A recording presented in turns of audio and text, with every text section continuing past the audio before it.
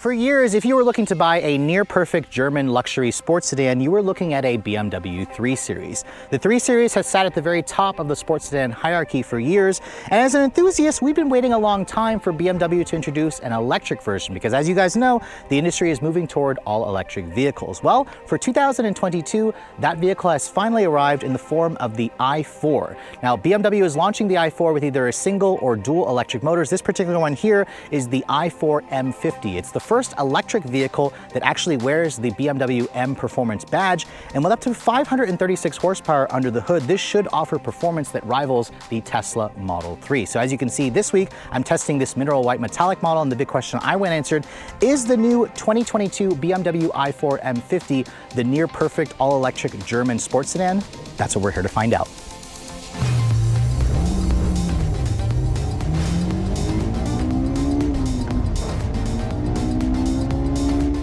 Now, I mentioned earlier, to create the i4, BMW essentially took a 4 Series Grand Coupe and yanked out the engine and replaced it with electric motors and an 81.5 kilowatt-hour battery pack. And because it's not built from the ground up to be an EV, sadly, there is no frunk when you lift up the hood. Now, what you get instead is a big shield of plastic covers and an M badge. Sadly, this isn't open. I'm not gonna also remove it to show you guys what's underneath there because there's essentially no room. It's got all the powertrain components. And what you find essentially with this model here is two electric motors. There's one at the front and one at the back. It delivers up to 536 horsepower and 586 pound-feet of torque. That's when you have the vehicle in its sport boost function. That's gonna give you the best performance, the most horsepower, the most torque, etc. It all goes out through a one-speed reduction gear transmission. If this is too much power, BMW also offers a single motor variant called the eDrive 40, which essentially takes out the front motor and you get around 335 horsepower. That model should be good for 0 to 60 in around 5.5 seconds. This model here, however, should do it in 3.7 seconds. And as you guys know, with BMW, they tend to be pretty conservative, so we'll test it out when we get it out on the road and see what we actually get. In terms of range, the i4 offers up to 301 miles of total range if you guys go for the eDrive 40, the single motor variant. The dual motor variant will do around 270 miles of range. Remember, this has an 81.5 kilowatt-hour battery pack. This model here, however, because it has the 20-inch wheels, drops the range significantly to 227 miles, which we'll do our own range testing to see what we actually get in the real world. The i4 in general has the performance you expect from a 3 Series with a top speed of around 130 miles an hour. This vehicle isn't rated to tow because, remember, it's just a sports sedan. And the weight of this car, I have to talk about the weight. This vehicle here weighs in at just over 5,000 pounds. Compared to a 3 Series, this is over 1,100 pounds heavier because, remember, it's got a big old battery pack and it wasn't designed from the ground up to be an EV. So that's something to keep in mind when we get this vehicle out on the road and talk about the driving dynamics. But let's go ahead and close the hood, and I want to talk about the styling of this vehicle because, as you can see, it's a really attractive looking sport luxury sedan. Now, obviously, when the 4 Series first came out, everybody questioned the massive kidneys at the front. And obviously, as you can see, they're still here for the i4. However, BMW has closed off the grills here because you don't need the additional cooling. There is an open area here at the lower front area, but you can see with the M badge here, with the extended shadow line package, with the mineral white, I think it actually looks really good. This grill has really grown on me, which is not intended to be a pun, but you can see here, full LED headlights are gonna be standard. My tester has the optional iconic adaptive LEDs for an extra $1,000. They basically do the full swivel and dance whenever you turn the wheel, and they do a little light signature. They definitely look great with the blue accent to them. I'm just not entirely sure they're worth the extra $1,000 over the standard headlights. You can see with the M model, the M50, you also have the more aggressive M-style front bumper. If you guys look at the eDrive 40, if you don't get the M Sport package, it has a much more softer, more electric-themed bumper that just looks a little bit more like an economy car, so I really like the way this looks. And also, you're probably noticing this car looks like a gas version of the 4 Series. That was purely intentional. So if you guys are tired of electric vehicles that just look like weird spaceships, you're gonna wanna buy this because it just looks like a traditional gas-powered vehicle. Now, you're also probably noticing as we go around the side profile, this vehicle has an extremely long hood because, remember, it's built to accommodate an inline straight 6, which is why the hood is so long. And then when you look at the rest of the side profile, you can see this vehicle is also a little bit longer versus a 3 Series at around 188 inches long. Its wheelbase is around 112 inches long. So overall, it's a really nicely proportioned sedan, especially when you have it with the 20-inch wheels, because look at these wheels. They're part of a $2,500 option package that includes high-performance tires and high-performance cooling. You also have the M Sport brakes with the blue painted calipers. You can also get them painted red if you prefer. And the wheels are staggered. You have 255s in the front, fatter 285s in the back. These wheels are fantastic. I highly recommend them if you guys want an attractive looking wheel and tire package. However, I mentioned earlier, this reduces the range from 270 down to 227, so that's something to keep in mind. The rest of the profile you can see here, traditional BMW elements here. You do have the M style side mirrors here, which are power folding. They have an integrated turn signal. The Shadowline package also blacks out the mirrors and also the window trim. There is a standard sunroof here, although it's a little bit bigger than your standard average sunroof. It's not quite full of panel roof, but it is nice that they at least offer, you know, that little feature. There's also the door handles here, which are really interesting looking. In fact, to open them, you kind of pull up on them. They also are a little bit hard to get a hold of. Sometimes I found myself, if I pull on them and I wasn't holding onto them properly, they're actually like slide off. I'll lose grip of them. So I would have preferred BMW to do something a little bit more interesting, a little bit more flush as well, but overall, it's a nice looking design. You can see that swooping roof line here because the Grand Coupe version of this car is supposed to be a four-door version of a two-door, which is really interesting. And then when you guys go for the high performance tire package, you can see there's this little bump out here, this extra trim that makes, again, a little bit more accommodation for the fatter wheel. It also makes this car look more like an M car. So I really like this additional bump out. But remember, this 285 section back tire is going to significantly reduce the range. And this car also comes standard with an fully independent suspension. The rear suspension is also an air suspension. You have adaptive dampers and a rear air suspension. That's really going to improve the ride quality and give us better handling when you guys start switching out the drive modes. Now looking at the back, you can see there's a very subtle body colored rear lip spoiler here that's included with the high performance package. You have your usual badging here. The BMW badge you can see has kind of a blue outline to it, which shows that this is an electric model, i4, and then there's an M50 badge, a large M badge here, because remember, BMW really likes to showcase that you have the performance version. And then down here you can see I really like the rear diffuser. With this kind of area here where it almost tries to look like exhaust tips, which I typically don't like, but I think it actually works really well with the mineral white and the black accents. It's really attractive looking from the rear, from all angles for me, but that's gonna be a subjective thing. And then when you look at the cargo area, you can see this looks like a traditional sedan, but it's actually a liftback. So when you open up the trunk area, you have a power opening and closing tailgate.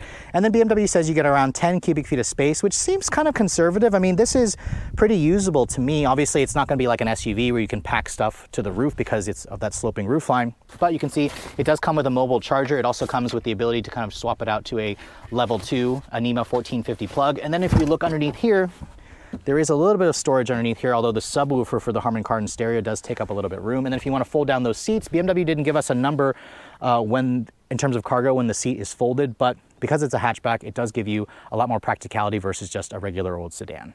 Now, I forgot to mention charging with this vehicle. You can see the charge port is in the same location as the gas tank for the gas compared to the gas model. And you can see BMW also gives you a nicely labeled area. You can see AC is for your J1772, DC is for your combo outlet where you can fast charge this vehicle, and the i4 will accept a maximum of 200 kilowatts. Now 200 kilowatts is not the quickest charging EV in the segment.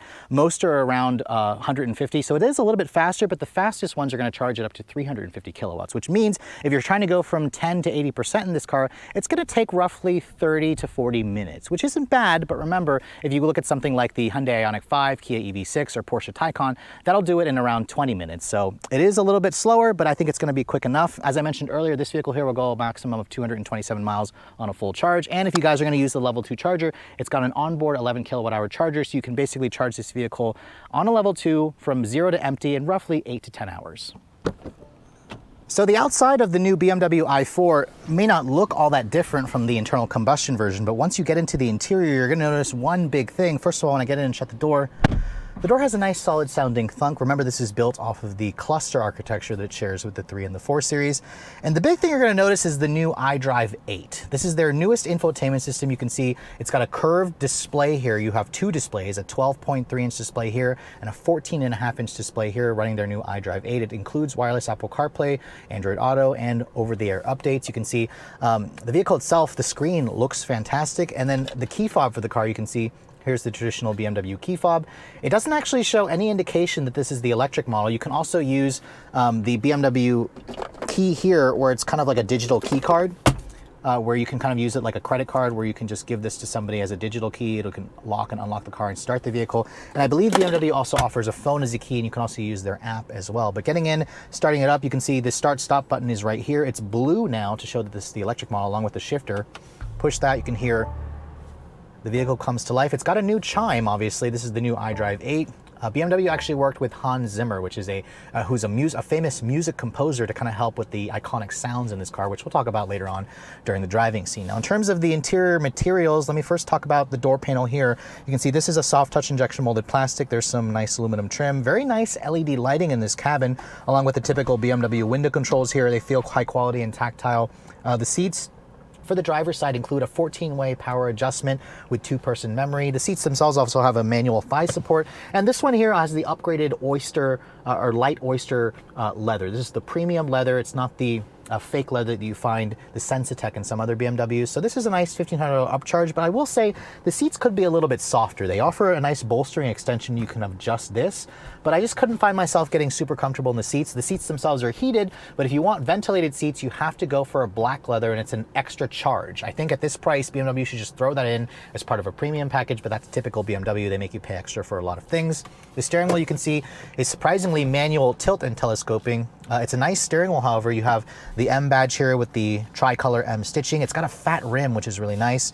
My tester also has the driver assistance professional package, so you can see it's got the LED indicator lights here where it'll actively keep you in the lane. It's got full speed range adaptive cruise control. The horn sounds pretty good. It's very typical, and it's befitting of the size of this vehicle. And then looking at the rest of the cabin, you can see this one here has the upgraded Sensitech dashboard where it's got the stitching over here on the upper portion. It's got this really beautiful kind of black gray matte finish wood, which looks really nice with the aluminum trim. Down here, it isn't really padded, but you can see beautiful LED ambient lighting where you can change the color as well. Down here on the center stack, you can see BMW has removed a lot of the actual hard buttons and replaced it with this touch-sensitive pad for just the defrost, the rear defrost. You can do a skip track. There's also a volume knob here. They've moved the climate controls into the actual screen. Now, some of you may not like that because it requires you to go to a different step here. Now, first of all, the system is pretty quick, but when I first started up the car, I noticed that this can be a little bit laggy at times. Push the climate menu here. This is how you kind of get to the rest of your climate functions as well. So this is kind of like an extra step. Purists may not like how they've moved it here into the actual screen, but it's not bad. It works fairly well. It just takes a second sometimes for the system to actually populate. Going over here to the home display, you can see there's all your usual widgets. This is my first time really showing you guys the iDrive 8. And I have to say, the graphics look good. I like how this is nearly a 15-inch display. Along with, showing the car icon there. It has all your usual widgets. The car also has wireless Apple CarPlay and Android Auto. You can see very, very nice. The screen is nice and big. It's crystal clear. It's very legible and easy to use. Pressing the menu button over here, you can see there's all your usual widgets. You can just go to vehicle apps. This will allow you to change all your different settings, your charging. You can also go to like a live vehicle display here, and it shows you a status bar of the car. So this all works fairly well. It's really easy to see. It includes over-the-air updates, like I said. But some of you may not like how they've gone to a touch-sensitive panel there for the climate control. When I put the vehicle into reverse, you can see there's your backup camera. It offers a very good resolution. It also has their backup assistant, and then there's also a 3D view here where you can kind of go to the different quadrants of the vehicle and show a perimeter scan. Although you can't actually manipulate it from here on the screen, you have to click on it from the separate portion here. But you can see it shows the actual car icon there, although it's got the smaller 19-inch wheels. There's also a car wash mode here. So this system here works really well, and I think it looks great. It also has embedded GPS as well. That's what it looks like when it's fully on there. You can also customize this screen over here by pushing this button. You can kind of adjust what content is here. You can also put the GPS in here. The map display, as you can see, can also fit over here, which is nice. And you can also adjust the heads-up display from here. This has the upgraded $1,000 heads-up display, which shows turn-by-turn directions. It shows your driver information stuff. And it's definitely a nice upgrade if you guys really want to have that heads-up display. It's a really nice feature to have. Down over here, you can see there's a wireless phone charging pad. That's actually an extra charge for $300. A USB-A charging port, 2 cup holders, which is nice. And then you can see over here, very traditional looking with the iDrive controller, where you can kind of go to your usual home cuts or shortcut buttons. You also have a traditional looking shifter here with the blue accents. You can see you got to push this little button here to go to reverse, to unlock it, and then kick it back to go to drive, push the P button to go to park. There are 3 different drive modes over here, along with an automatic brake hold. You can see pushing this button, there's a sport mode, a sport boost, there's a comfort, and there's an eco pro display or mode that allows you to get the most range of this car, along with an electronic parking brake. This padded armrest right here is nice, and if you open this up, you can see pretty decent storage. There's a USB-C charging port. There's a little bit of lighting in here. It is a little bit shallower than I would like, but it's still a really good place to kind of store things, to hide it away. Looking at the glove box, you can see it's a bin style, it's damped, and it's lined with felt. It could be a little bit larger, but it is at least a lit up glove box. The Harman Kardon stereo that my tester has for 875 bucks is really, really good. In fact, it sounds just as good as like some Bang & Olufsen or Burmester sound system that I heard. And for 875 bucks, it's kind of a steal. So if you're an audiophile, I highly recommend going for that. Above me, you can see there is some LED lighting in the cabin. And then unlike most EVs, BMW does offer a sunshade that'll close, and you can also open up this sunroof to let in more light or air or whatever. So it's nice that they do this, although it's not quite as big as, you know, a full panel roof, but at least it gives you an actual opening sunroof. But overall, the interior feels very familiar. It also feels a little bit cramped in here, and also the headroom seems a little bit lacking, but I have to say BMW has really upgraded the tech, so expect to see this new iDrive 8 and all of the newer BMWs in the coming years. Now, getting into the back seat of the i4, just like the 4 Series Gran Coupe, you do have a back seat that is definitely on the tighter side. Now, as you guys saw, I'm not very tall, I'm 5'7". I had to duck my head pretty bad to get back here, but once you are back here, there is about 34 inches of legroom. Now, I know what you're thinking, 34 inches is pretty small. You'll get more legroom in a Honda Civic or a Toyota Corolla. And you can see there's also a big drive shaft tunnel here. Why, you ask? Because remember, this is built off of an internal combustion platform.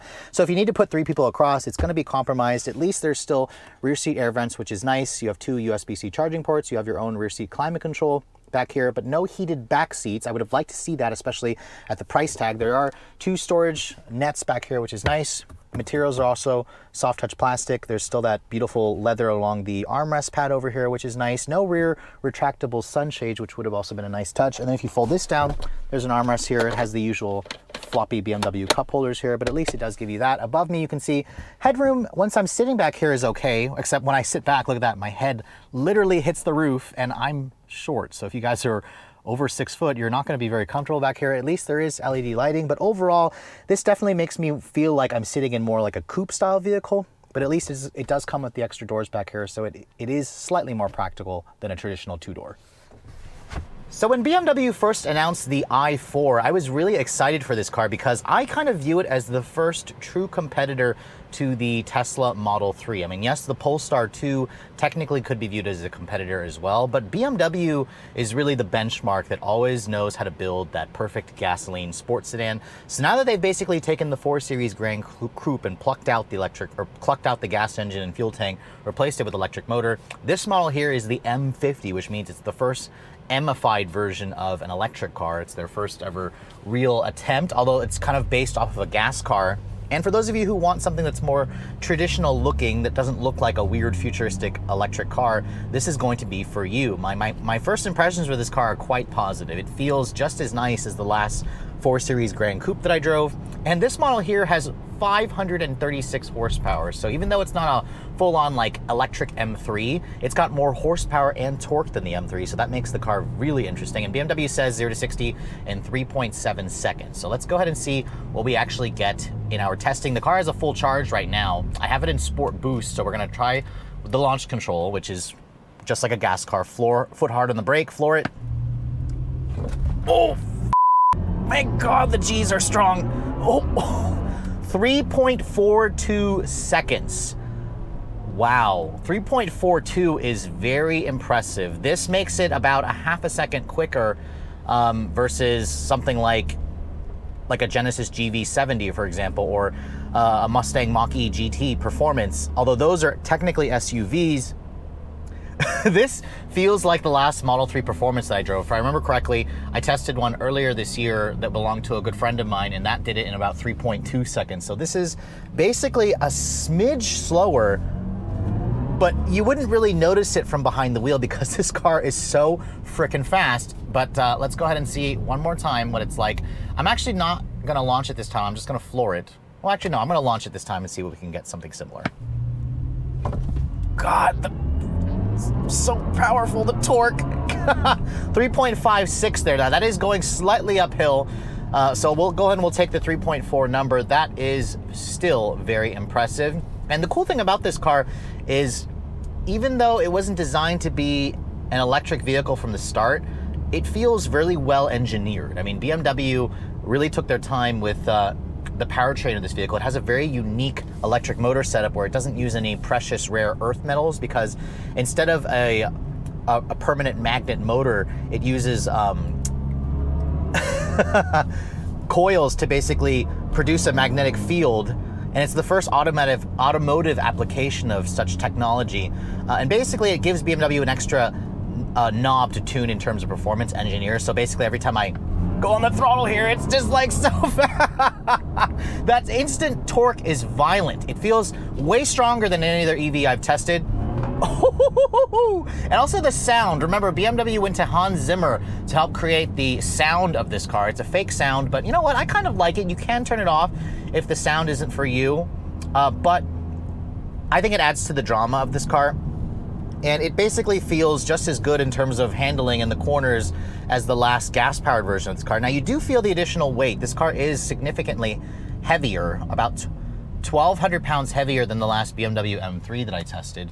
And I'd probably say about 1,000 pounds heavier than something like the gas-powered version of this car. Put my foot down here, you can feel the back end wanting to step out a little bit. Oh my God, literally, I can feel the front almost tugging. This car almost has torque steer, which is interesting because the electric motor in the front has technically less horsepower than the electric motor in the back, but it's so dramatic. There's just so much power and it makes you smile. You can't help but smile. You can't help but want to just do it again, over and over again. And you know, this one here is really, this road right here is really flat. So let's go ahead and see what we can get here. God, I'll never get tired of that. 3.45 there. 3.4 seconds, 0 to 60 all day long in this car. That is just stupid. It's so stupid. I mean, remember, if this is too much power for you, they make a single motor rear drive version called the eDrive 40 that should do it in about 5.5 seconds.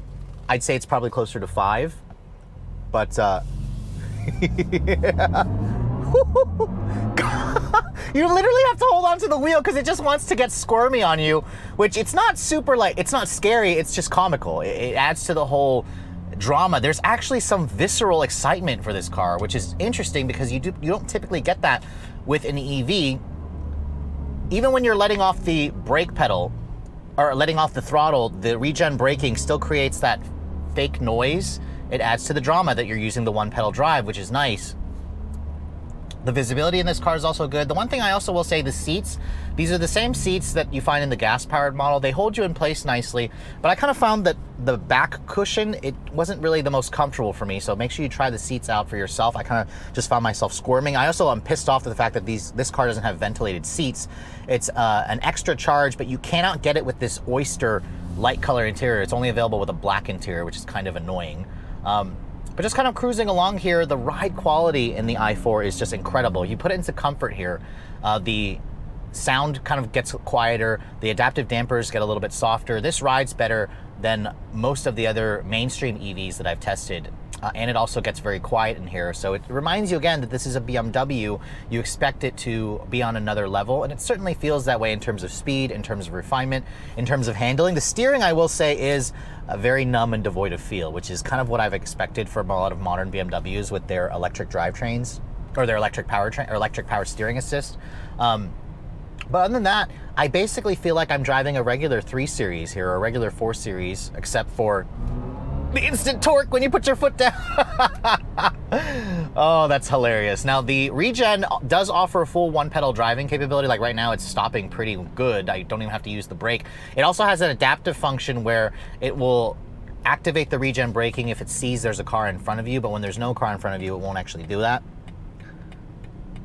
But overall, I'm impressed. Now, in my week's worth of testing in terms of range, I will say that this car is rated at 227.